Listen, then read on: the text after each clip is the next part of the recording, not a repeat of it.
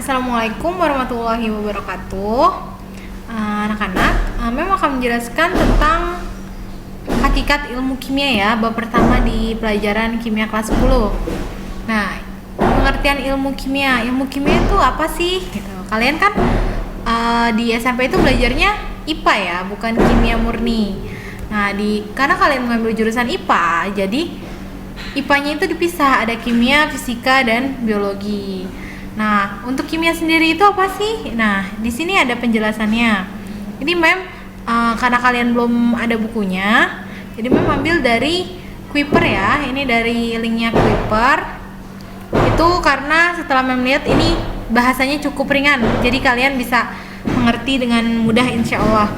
Nah, ilmu kimia itu adalah bagian dari IPA yang fokus pada pembahasan tentang susunan, struktur, sifat, dan perubahan materi, serta energi yang menyertainya. Nah, apa sih yang dimaksud dengan struktur, sifat, dan perubahan materi? Nah, kalian bingung kan? Karena ini dari tadi diulang-ulang tentang materi. Nah, materi dulu nih, materi itu apa sih? Gitu. Kalian bisa googling ya, materi itu apa? Atau Mem kasih tahu dulu nih. Materi itu adalah sesuatu yang mempunyai ruang dan mempunyai massa. Jadi kayak meja itu sebenarnya suatu materi. Pakaian kita itu materi. Air itu juga disebut materi. Nanti kita akan tahu lebih lanjutnya ya. Nah, ini yang pertama itu tentang susunan materi. Susunan materi yang dimaksud adalah tentang unsur, senyawa, dan campuran. Nah, kalau ini Mem yakin di IPA SMP itu udah belajar kalian pasti unsur, senyawa, dan campuran. Cuma kalau campuran Mem masih agak ragu udah belajar atau belum. Sepertinya belum ya. Tapi kalau untuk unsur dan senyawa sepertinya sudah ya kalau di IPA SMP. Nah, ini akan Mem ulang lagi ya. Unsur adalah zat paling sederhana yang sudah tidak bisa dibagi lagi. Jadi kalau unsur itu udah yang paling sederhana banget, yang sendirian contohnya biasanya. Nah, makanya contohnya ini di sini Na. Na itu lambang dari natrium, unsur natrium. Nah, di sini ada H besar. H besar itu lambang dari hidrogen. Nah, di sini ada O besar. Itu lambang dari oksigen. Di sini juga ada Fe. Itu lambang dari unsur besi. Dan C itu lambang dari unsur karbon. Nah, kalau kalian lihat, ini sendirian kan semua rata-rata unsurnya. Lambang-lambangnya semuanya sendirian. Jadi dia berdiri sendiri karena udah paling sederhana. Unsur itu udah paling sederhana, yang udah tidak bisa dibagi-bagi lagi. Nah, jadi kalau misalkan saya bilang unsur kalium lambangnya K besar, itu berarti disebut unsur. Nah, coba kita bedakan ya dengan senyawa. Nah, kalau senyawa ini pengertiannya adalah zat yang terbentuk dari gabungan beberapa unsur dan dengan perbandingan tertentu ya. Jadi kalau senyawa itu zat yang terbentuk dari gabungan. Berarti kalau gabungan jumlahnya satu bukan? Bukan kan? Jadi kalau gabungan itu jumlahnya pasti lebih dari satu. Bisa dua unsur yang sama digabungkan, atau dua unsur yang beda digabungkan, atau tiga unsur yang beda, atau ada dua unsur yang sama ditambah dengan satu unsur yang beda. Itu juga disebut senyawa karena mereka sudah bergabung. Nah, ini kita bisa lihat ya. Contohnya apa? CO2. C-nya 1 nih. Jadi di sini kalau dia setelah C tidak ada angka, itu artinya jumlah unsur C-nya hanya 1. Tapi kalau O2, ini berarti jumlah O-nya ada 2. Nah, bisa kalian bedakan nggak di sini? Tadi saat C sendirian, itu disebutnya apa? Unsur. Saat O sendirian di sini disebutnya juga unsur. Tapi saat dia menjadi CO2, dia disebutnya senyawa. Kenapa? Karena dia udah merupakan gabungan dari dua unsur. Unsur apa aja nih CO2 di dalam sini?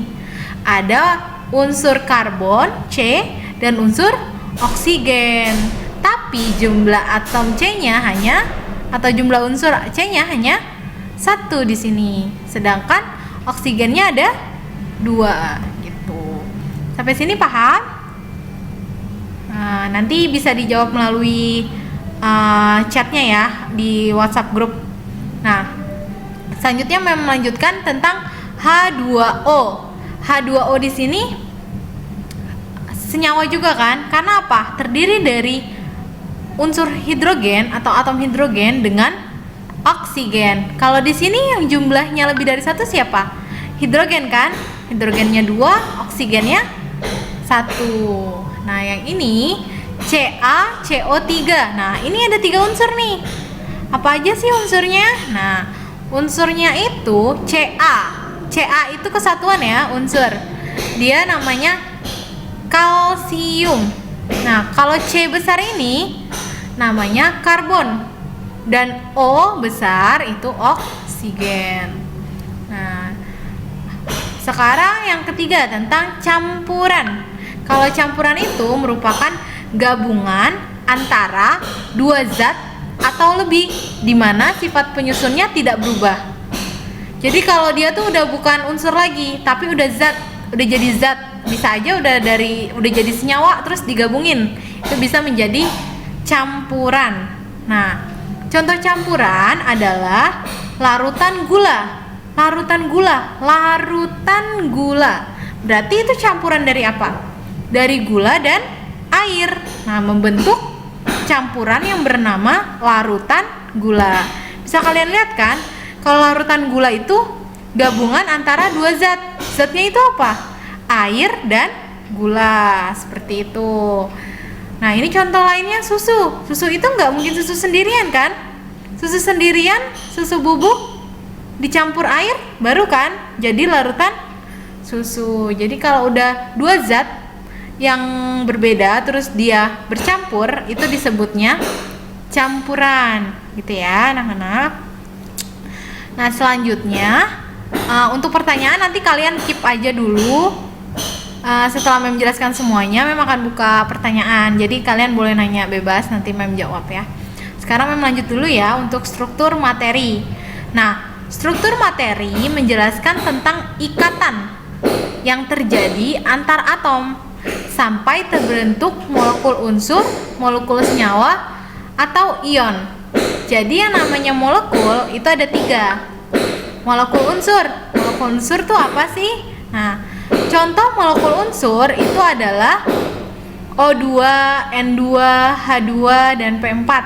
Kalau di sini kelihatan kan, molekul unsur itu adalah unsur yang sama, dia berikatan menjadi senyawa atau menjadi molekul unsur. Jadi dia O di sini O2. Berarti O-nya ada 2. Di sini N2. Itu N-nya ada 2. Di sini P4. Berarti jumlah atom P-nya ada atau unsur P-nya itu ada 4. Ya.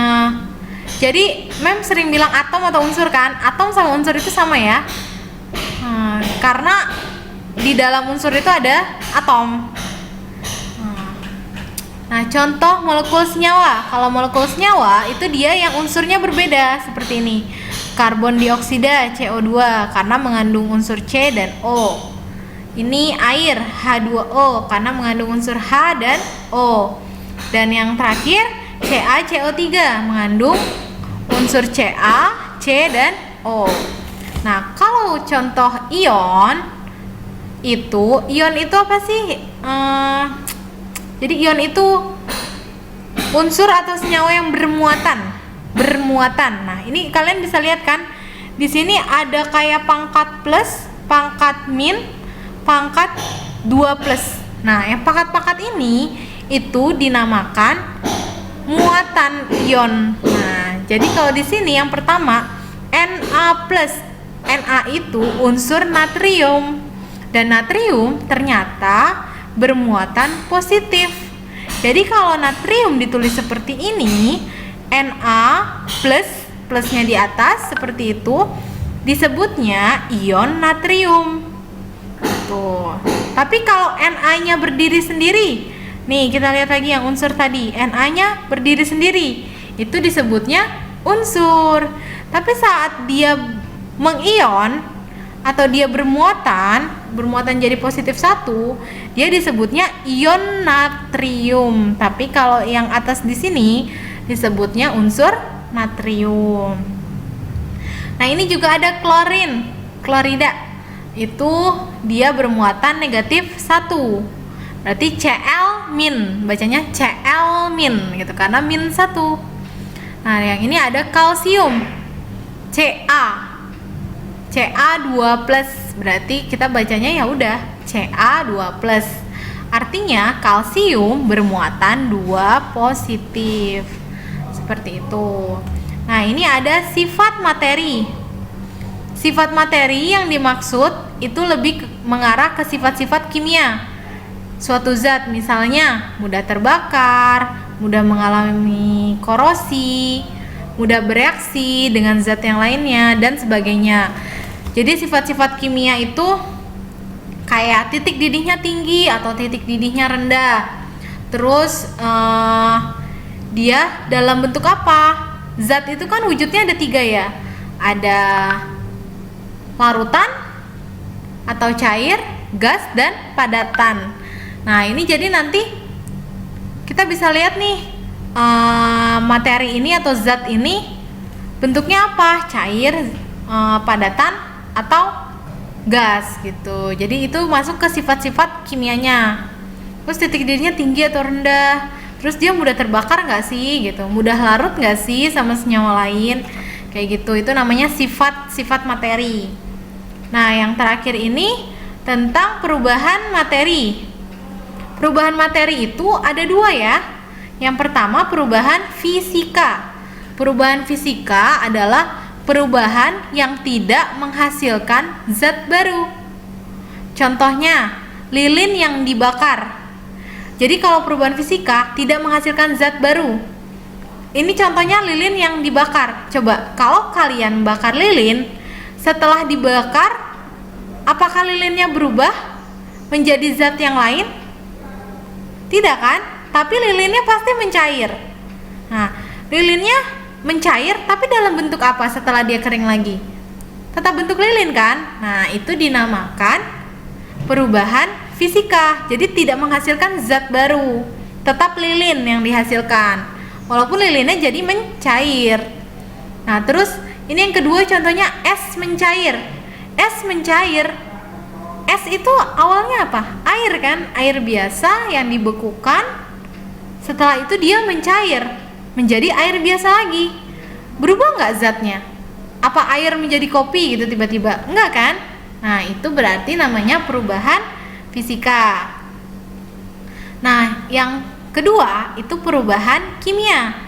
Perubahan kimia adalah perubahan yang menghasilkan zat baru akibat adanya reaksi kimia. Contohnya, besi berkarat atau kayu dibakar menjadi abu, terus nasi menjadi basi, atau beras menjadi bubur, atau beras menjadi nasi gitu. Coba saya contohin yang kayu dibakar menjadi abu. Awalnya kayu kan, setelah dibakar dia menjadi abu. Apakah saat abunya kering dia bisa menjadi kayu lagi? Enggak kan? Nah, itu yang dinamakan perubahan kimia. Nah, terus kalau nasi menjadi basi, saat nasinya basi, apa bisa balik lagi jadi nasi yang biasa atau yang ringan? Beras deh, beras menjadi nasi. Satu dia jadi nasi, kita bisa balikin lagi nggak? Dia jadi beras yang masih padat dan keras? Nggak bisa kan? Itu yang namanya perubahan kimia. Nah, jika ada yang ingin tanyakan, nanti di grup WhatsApp ya, kalian komen aja. Sekian dulu ya videonya, karena ini dibatasi hanya 15 menit. Sudah ya anak-anak, wassalamualaikum warahmatullahi wabarakatuh.